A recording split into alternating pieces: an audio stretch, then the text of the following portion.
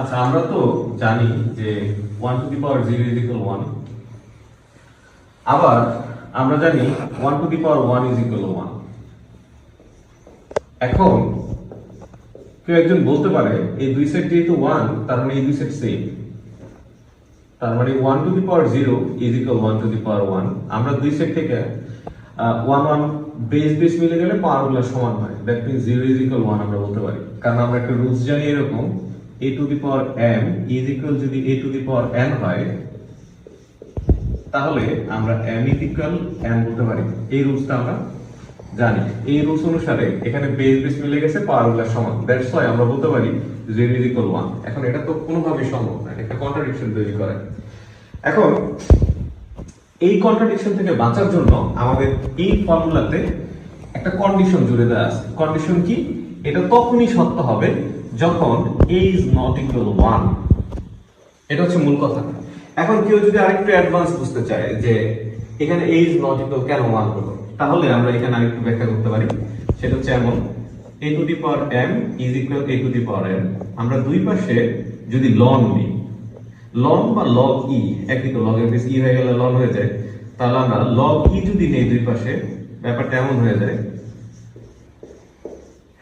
এখন আমরা জানি পাওয়ারটা সামনে চলে আসে log এর ক্ষেত্রে, সো m সামনে চলে আসবে, আর এখানে n সামনে চলে আসবে।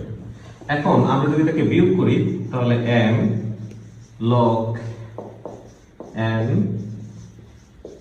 is equal 0। এখন আমরা দুই পাশ থেকে যদি log e a কমন নিয়ে নিই, তাহলে হয়ে যাবে m minus n, আর এখানে হয়ে যাবে log e a is equal 0। এখন এখানে দুইটা জিনিস গুণ আকারে আছে। দুইটা জিনিসের গুণফল যদি শূন্য হয়, তাদের মধ্যে যে কোনো একজন অবশ্যই শূন্য। তাহলে আমরা বলতে পারি হয় এটা is equal 0 অথবা এটা is equal 0। তাহলে হয় m minus n is equal 0 অথবা log e a is equal 0। এখন আমরা কিন্তু চাচ্ছি m is equal যেন n হয়ে যায়। তো m is equal যদি n হয়, এটা কিন্তু হয়ে যায় m is equal n। এখন এই জায়গাটাতে একটা ব্যাপার লক্ষ্য করতে হবে, দুইটা জিনিসের গুণফল শূন্য, তার মানে তাদের মধ্যে যে কোনো একজন অবশ্যই শূন্য। আমরা চাচ্ছি m is equal n হোক। m is equal n কখন হবে? যখন m minus n ডেফিনেটলি 0 হবে। এখন এটা যদি 0 হতে চায়, তাহলে এটা 0 হতে পারে, না হতে পারে। তো সেক্ষেত্রে এটা 0 হলে আবার একটা প্রবলেম আছে। আমরা কি করব? তাহলে এটা বলবো এটা 0 না, এটা 0 না, এবং এটা ডেফিনেটলি 0। কারণ এটা 0 হলেই এটা সমান হয়ে যায়। এই ক্ষেত্রে তাহলে আমরা বলবো এটা 0 না এবং এটা 0। তাহলে এটা 0 হতে পারবে না। তাহলে এটা যদি 0 না হতে পারে, এটার জন্য আমাদের একটা সূত্র আছে এরকম, log ax is equal যদি n হয়, তাহলে a to the power n is equal x। আমরা এরকম একটা ফর্মুলা জানি। তাহলে এটার পরিবর্তে আমরা লিখতে পারবো e to the power 0 is not equal a।